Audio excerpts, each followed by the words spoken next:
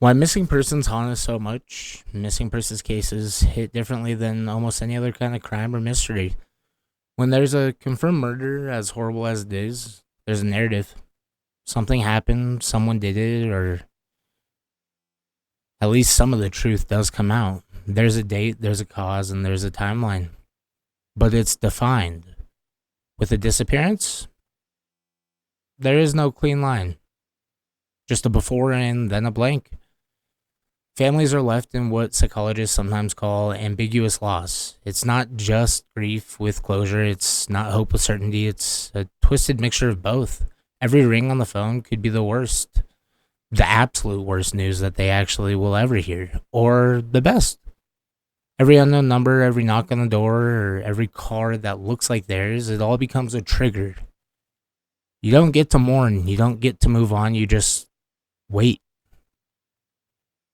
That's part of why these stories capture so much public attention, though. Deep down, we know it could be any of us. A wrong turn on a road trip, a late night walk, a bad encounter with the wrong stranger. A simple, everyday moment that turns the last time anyone sees you into the worst part of anybody else's life.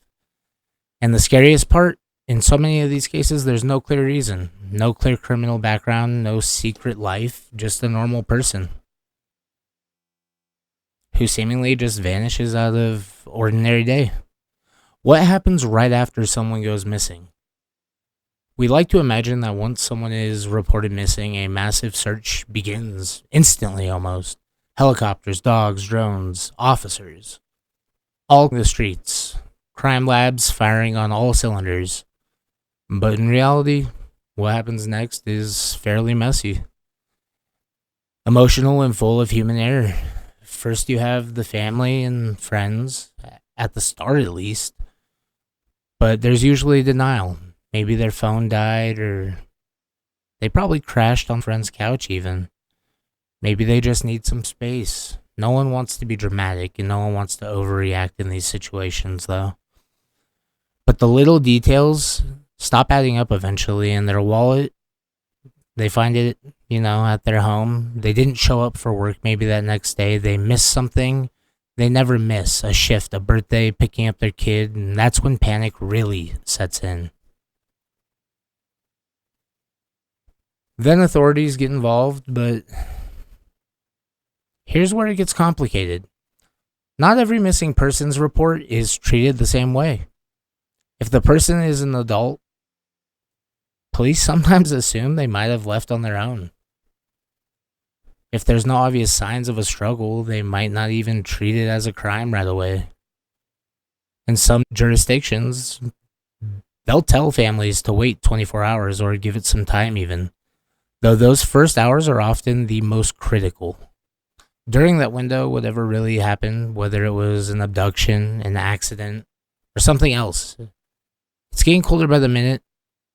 Evidence is disappearing, security footage overwriting itself, witnesses are forgetting small but crucial details, and behind the scenes, an investigation is like a race against entropy. Detectives are trying to map out the missing person's last known movements, pull cell phone records, bank activity, and social media logs, talk to friends, coworkers, exes, even the neighbors, anyone who might know something. Decide. Is this person likely a runaway? A victim of foul play? Is it an accident? That's what the detectives are asking themselves. All the while, the family is stuck in limbo, awaiting a phone call, a text, watching the hours slowly stack up. Now, why do so many missing person cases stay unsolved? You'd think that in a world of cameras, smartphones, GPSs, and tracking data, it would be nearly impossible just to vanish. But disappearances fall into a disturbing pattern. Some common scenarios, honestly.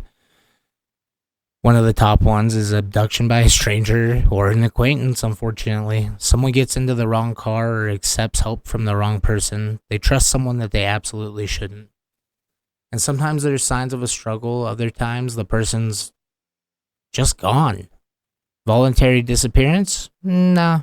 Not every missing person is a victim of crime, I do agree, but some people run away from abusive situations, crushing debt, or mental health struggles. They reinvent themselves with a whole new identity. But to the people who love them, they're still missing because there's no goodbye, no explanation. The mental health crisis or confusion people are dealing with, conditions like depression, psychosis, dementia, or severe anxiety, can wander into dangerous situations. They become disoriented, or they just intentionally vanish without thinking about what it does to those who care about them. Now, accidents do happen in remote or hazardous environments. One misstep in the wilderness, one wrong path in the mountains, one slip near a river, and a body might never even be recovered. Nature can hide evidence better than any criminal ever could, that's for sure. But organized criminal activity or trafficking in some regions, disappearances tend to be tied to. A majority, at least, are organized crimes, while cartels, human trafficking, or even corruption is a likely outcome. Those cases, though, they tend to get buried a lot deeper than most realize. And those are the cases that become unsolved. Powerful people sometimes even may be involved in these situations because they have play, so witnesses are too afraid to speak up. Each of those possibilities that I just listed do play out in a different way, but they all share the same haunting ending. There's no solid answer ever given. And that brings us to some specific cases that almost feel like urban legends, except tragically they are very real. Now, the Sodder children, that's a story that has been on my mind a lot. An event that scares me because it's very real, it's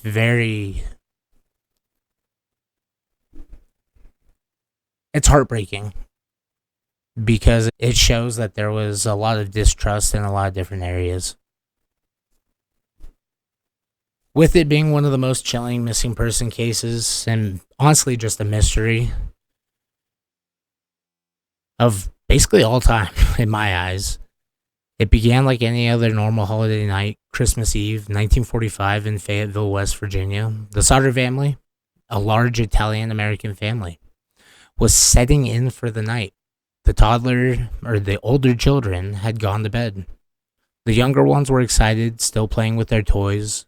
The house was warm, full of that familiar holiday chaos. Then, sometime after 1 a.m., a fire broke out. Within minutes, the family home was engulfed in flames. The parents, George and Jenny Sodder, and 4 of their children managed to escape, but 5 of the children, Maurice, Martha, Louis, Jenny, and Betty, were still inside. Or at least, they were believed to be. In the chaos, George tried everything to get back to them. He went for his ladder to reach the upstairs window, but the ladder that was normally propped up against the side of the house was mysteriously missing. He tried to move his trucks to climb onto them, but bizarrely, neither of them would even start. Even though they had been working just fine earlier. That's scary. Neighbors called for help, but the local fire department was delayed. By the time the fire crews arrived, the house was nothing but a smoking foundation. The blaze had been so intense that, according to officials, it really should have destroyed everything. However, fire inspectors conclude that the missing children had perished in the fire. This is where the mystery does deepen, especially in my eyes. Despite a thorough search of the ruins, no human remains were found. No bones, no fragments, nothing that could reasonably be identified as 5 children, let alone 1. Experts later pointed out that even extremely hot fires, bones are not completely obliterated. There should have been something, and ashes weren't even mixed in with recognizable fragments. The site was eerily clean. Then strange things started to surface. A witness claimed they saw someone tossing what looked like a ball of fire onto the roof the night of that fire. A telephone repairman later told Sodder that their phone line had intentionally been cut.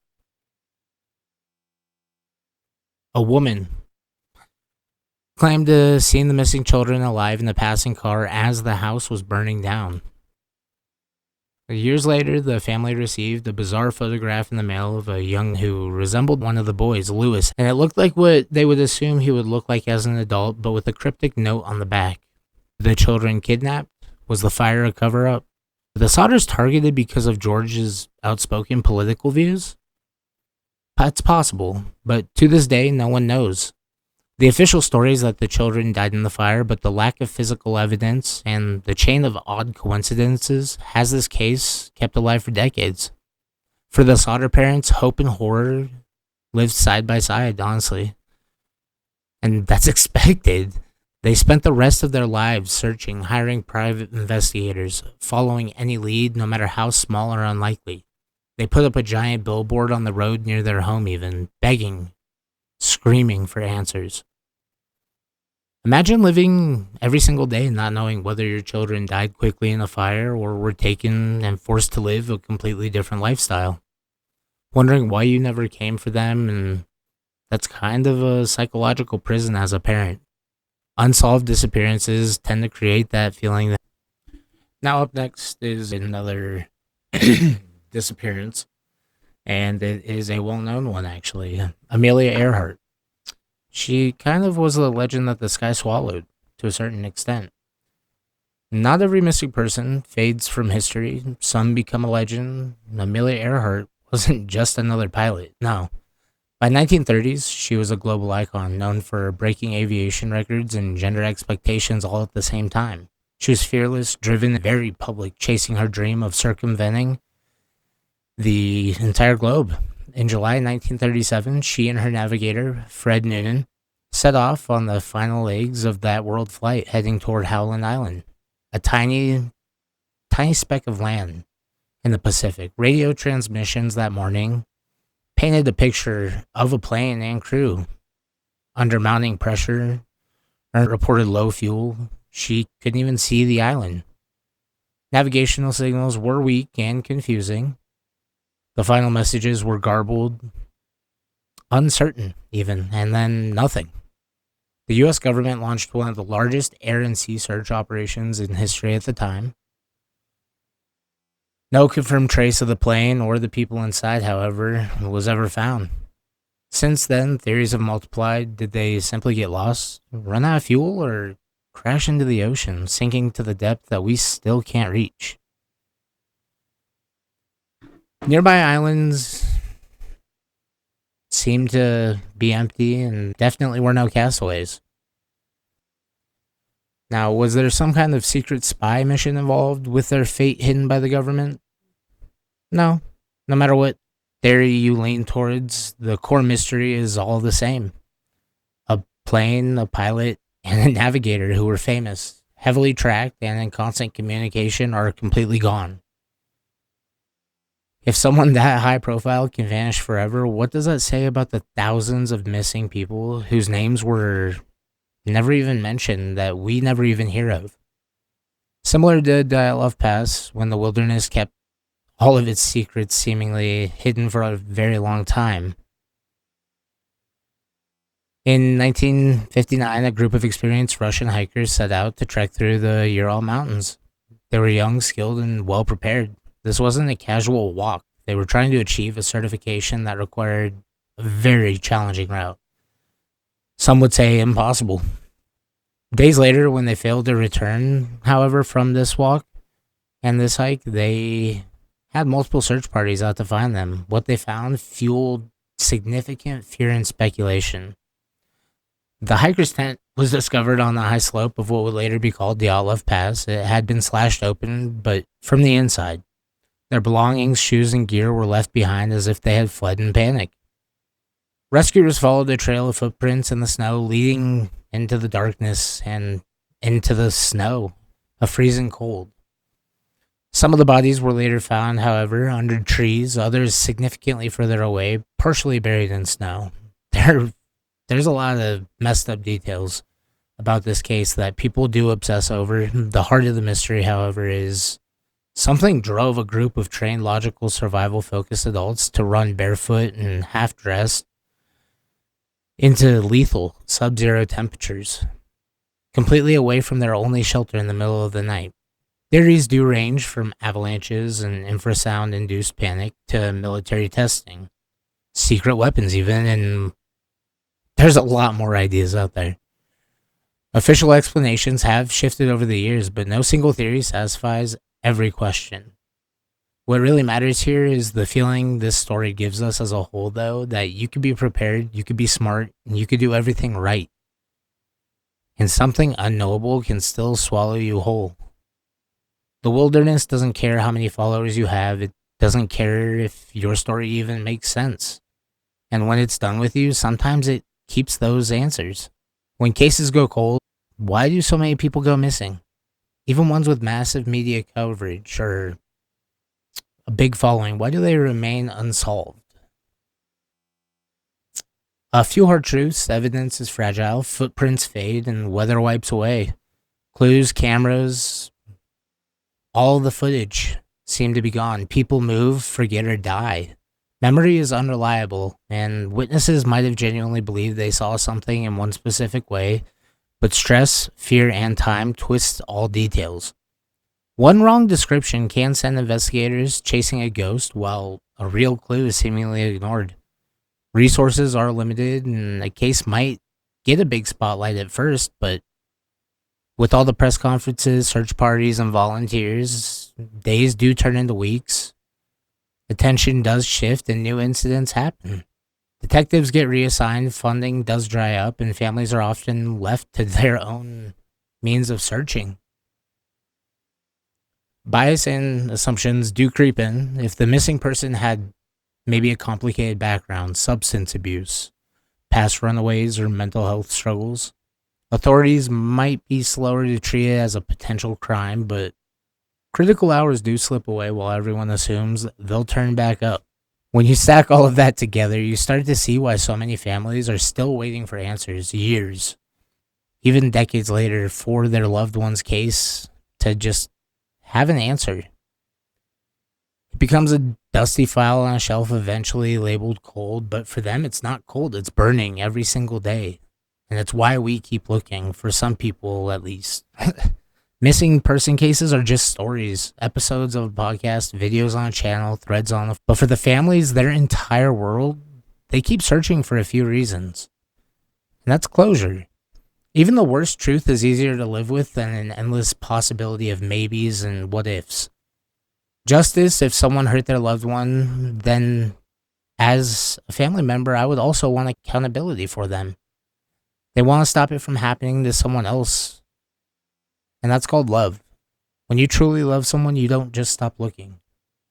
You keep their photo up, you push for media coverage, contact private investigators, you write emails that may never even get answered.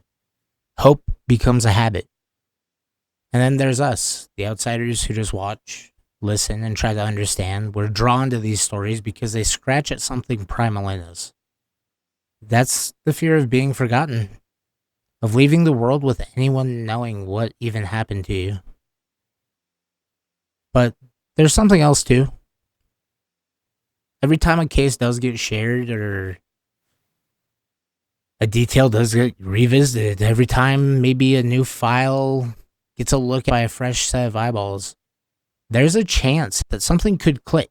A memory gets jogged, a witness finally speaks, a forgotten tip might resurface. New technology, DNA facial recognition, digital forensic does make it possible to connect the dots that were invisible before. Sometimes all it takes is noticing something someone else overlooked completely.